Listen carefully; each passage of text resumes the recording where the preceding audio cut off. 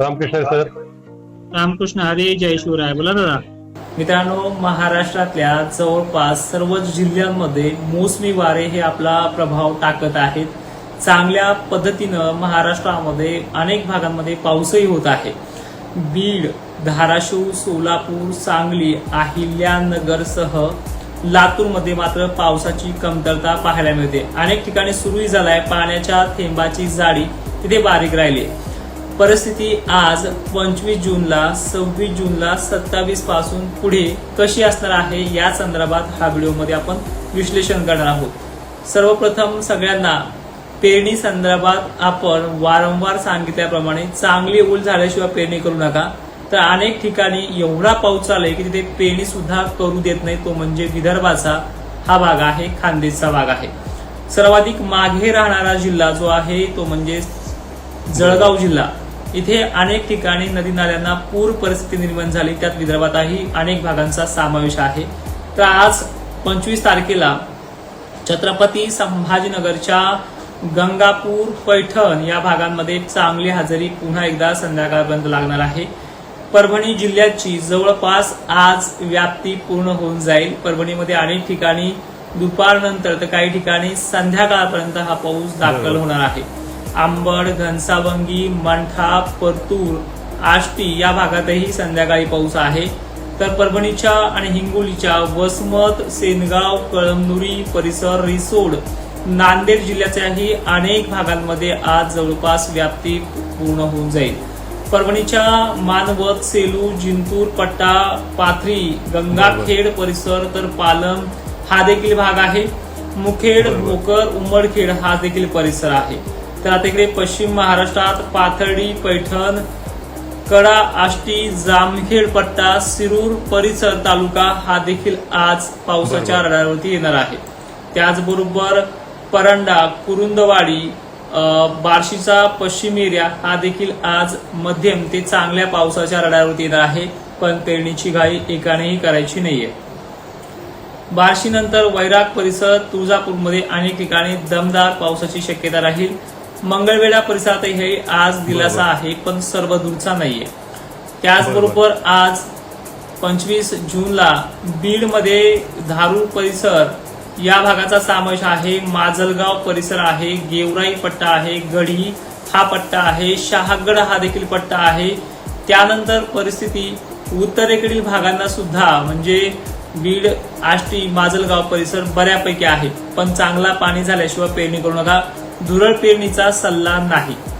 त्यानंतर पळी, वैजनाथ हा देखील भाग आहे. अहमदपूरचा देखील उत्तर साईडचा भाग आहे. गेवराई नंतर जो काही खालील येणारा पट्टा नांदेडपर्यंतचा देलगूर परिसर देखील आहे. त्यानंतर इकडे बघूयात आपण आज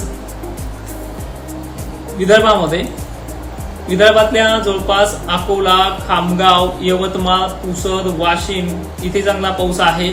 अमरावती सुद्धा, अचलपूरच्या उत्तरेकडील भागांना मोठ्या पावसाची संकेत आहेत. हिंगणघाट, नागपूर, चंद्रपूर हा देखील भाग आज चांगल्या पावसाच्या रडारवरती आहे. तर भिवंडी, मुंबई हा देखील भाग आज चांगल्या पावसाचा आहे. त्यानंतर परिस्थिती संध्याकाळी किंवा मध्यरात्री 25 जूनला ही लातूरच्या अनेक भागांमध्ये सुरुवात करेल आणि बीडचा मात्र आज अनेक भाग बरोबर लिंबा गणेश परिसर, पश्चिम भाग, दक्षिण भाग, माजर, सुंबा पट्ट्यातही सुरुवात करेल. पाऊस, गरमीची लेवल आणि वाऱ्याचा जोर ह्याचा प्रमाण वेगवेगळ्या पद्धतीने आहे. म्हणजे पाण्याच्या थेंबाची जाडी या भागात बनत नाही. पाऊस या भागातही सर्व दूर सारखा पडतोय. पेडवलता किंवा नुसता पत्रावून पाणी वगळल्यासारखा ही पद्धत या भागामध्ये चालू आहे. तो म्हणजे बीडचा, लातूरचा, धाराशिवचा, सांगलीचा भाग. मग या भागातल्या पेरण्या सुरळीत कधी पार पडू शकतात का? वाऱ्याचा जोर ह्या भागामध्ये कधी तारखेपर्यंत आहे तर ते देखील लक्षात घेऊया. कमीत कमी 26 तारखेपर्यंत वाऱ्याची जी काही कमजोरीपणा आहे तो जास्त प्रमाणात जोरदार वारे हा पद्धत आहे. त्यानंतर ह्या वाऱ्याचा जोर 27 पासून पुढे कमी होईल आणि त्यानंतरच या भागाची 100% असणारी व्याप्ती पूर्ण होईल. त्यामध्ये 27, 28, 29 ही तारीख उजळू शकते. तोपर्यंत पेरणीची घाई नसावी. यामध्ये सोलापूरला थोडा दिलासा दक्षिण भागांमध्ये आहे. त्यानंतर परिस्थिती या भागाची चांगली सुधारून जाईल. पावसाचं जे काही प्रमाण आहे, ज्या भागांना जास्त पाणी झाला यांना पेरणीला थोडा आणखीन उशीर लागणार आहे. म्हणजे काही ठिकाणी पाऊस कमी पडून सुद्धा पेरण्या लांबतील आणि काही ठिकाणी पाऊस जास्त पडूनही पेरण्या लागतील. तो भाग म्हणजे विदर्भाचा असणार आहे. त्यानंतर सांगलीसाठी सुरुवात योग्यरित्या होईल अशी तारीख सध्या 2 दिवस नाहीये. म्हणजे 25ही नाहीये आणि 27 नाहीये. तर 26ला नाहीये, 27 आहे. 27ला संध्याकाळनंतर सांगलीचा जो काही सातारा परिसर, कोल्हापूर परिसर, निपाणी, बेळगाव सह कर्नाटकचा परिसर आहे.